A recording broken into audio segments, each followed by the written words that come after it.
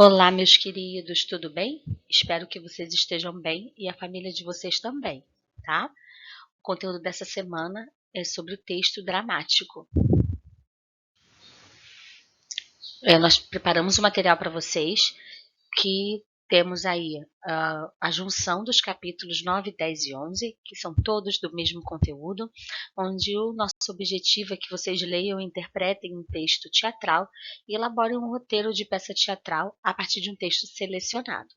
Para isso, nessa primeira aula, a gente vai dar um conteúdo que vocês vão precisar para poder, após isso, ler, interpretar, elaborar. Vocês precisam ter uma base e é isso que vamos trabalhar no conteúdo de hoje, ok? O texto dramático, ele é escrito para ser representado. A gente pensa muito quando fala dramático, também tem a ver com texto teatral, sim. Tá? Ele normalmente não tem um narrador, não tem. Ele predomina o discurso da segunda pessoa, tu e o vós. Além disso, o texto dramático pressupõe o recurso à linguagem gestual, ou seja, ele dá a ideia de uma linguagem gestual, a sonoplastia e a luminotécnica. Tá certo? E é composto por dois tipos de texto. O texto principal é o primeiro, que corresponde às falas dos atores. Ele é composto por um monólogo, onde um personagem fala consigo mesmo, ok? Expõe perante o público os seus pensamentos ou sentimentos, sozinho, no palco. Um diálogo, falas entre duas ou mais personagens, onde eu troco, né? Se eu troco com outras pessoas, é um diálogo. E tem a partes, que são comentários de uma personagem para o público, pressupondo que não são ouvidos pelos outros personagens. É quando tem um monte de gente no palco, uma pessoa fala para o público, achando que os colegas que estão no palco não estão ouvindo, tá? Segundo tipo de texto é o texto secundário, que se destina ao leitor, ao encenador da peça ou aos atores. O texto secundário ele é composto pela listagem inicial dos personagens, então, quem serão os personagens, pela indicação do nome das personagens, então, a personagem fulano, fulano vai fazer o personagem, qual o nome, tá? Pelas informações sobre a estrutura externa da peça, divisão em atos, cenas ou quadros, então, como será a estrutura, pelas indicações sobre o cenário e guarda-roupa das personagens, isso é importante, a decoração, o cenário é a decoração, guarda-roupa, com que roupa será esse personagem vai usar, ficar, vai ficar melhor assim, vai ficar melhor assado, então desse jeito, tá? Pelas indicações sobre a movimentação das personagens e palco, anda calmamente, ou então suspira, as atitudes que devem tomar, os gestos que devem fazer, ou a entonação de voz. Aquela pessoa tem que falar calma, então, fulano, que não sei o que, então calma, a pessoa vai estar irritada. Olha aqui, eu não quero mais isso. Então, os gestos e a entonação, tudo isso é nesse texto secundário, ok? Temos a estrutura externa e interna do texto dramático. A externa, o teatro tradicional e clássico pressupunha divisões em atos, correspondentes à mudança de cenários, e em cenas equivalentes à mudança de personagens em cena. Então entra um, sai outro, tá? O teatro moderno, narrativo ou épico põe de parte estas regras tradicionais de divisão da estrutura externa. E temos também a estrutura interna, que é uma peça de teatro divide-se em: temos a exposição, o conflito e o desenlace. Isso é a estrutura interna, ou seja, dentro da peça. Tipos de personagens. Nós sempre temos, isso vocês podem comparar também com a novela, que é um texto dramático, tá? Nós temos a novela, temos a peça de teatro. Então nós temos aí, se vocês pararem para pensar, pode ser filme também. Tá? Os personagens planas são os personagens que não alteram o seu comportamento ao longo da ação. Ele é sempre bonzinho do início ao fim. Tem uns que são bonzinhos e depois mudam, né? Então, esses planos não, são sempre bom do início ao fim. Representa um grupo social, profissional ou psicólogo.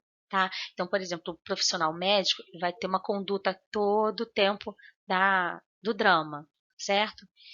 Personagens modeladas são personagens também chamadas de redondas. Eles evoluem ao longo da ação, as suas atitudes e comportamentos vão se alterando e por isso mesmo podem surpreender o espectador.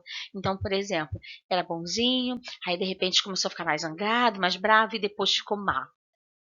Ficou mal, acabou a novela ou o filme mal, se corrompeu. E aí são personagens que vão se modelando de acordo com o passar do drama. E ainda temos o protagonista, ou o personagem principal, é aquele que tem mais cenas na novela, ou que tem mais participação no filme. Temos os personagens secundários, os que têm uma participação pequena, mas que também estão ali próximos, né, do protagonista. E temos os figurantes, que são aqueles que passam de um lado para o outro. Por exemplo, temos aí novela, estamos num shopping. Né? Então, no shopping tem o ator principal que conversa com alguém, supostamente o secundário, e a figuração passa de um lado para o outro para aparecer o movimento, que na verdade não são pessoas ali do shopping, são personagens que são contratados para isso. O espaço e tempo, que são fatos muito importantes no texto dramático. O espaço cênico é caracterizado onde surgem indicações sobre pormenores do cenário, os efeitos de luzes e sons, entre outros. Coexistem normalmente dois tipos de espaço: o espaço representado e o espaço aludido. O espaço representado constituído pelos cenários onde se desenrola a ação e que equivale ao espaço físico, que é onde ocorre ali a peça, onde ocorre, ou seja, o espaço do palco. E se for novela, a cena. Então, está no quarto, a sala, ok?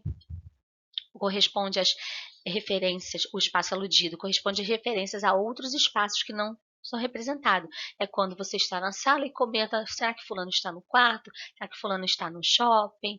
Então, são espaços que você não vê, mas que foram mencionados. Isso é aludido, ou seja, foram mencionados. E o tempo? Temos o tempo da representação, o tempo da ação e o tempo da escrita. O tempo da representação é a duração da ação no palco, ou seja, o que aconteceu, o tempo que aquilo demorou para acontecer no palco ou no local da cena. O tempo da ação ou da história são os anos, a época em que desenrola o conflito dramático. Temos novelas aí de época, onde se passa na época, por exemplo, temos a novela que está reprisando, que passa na época de Dom Pedro. Então, isso é o tempo histórico, aquela época que aquele fato se desenrola.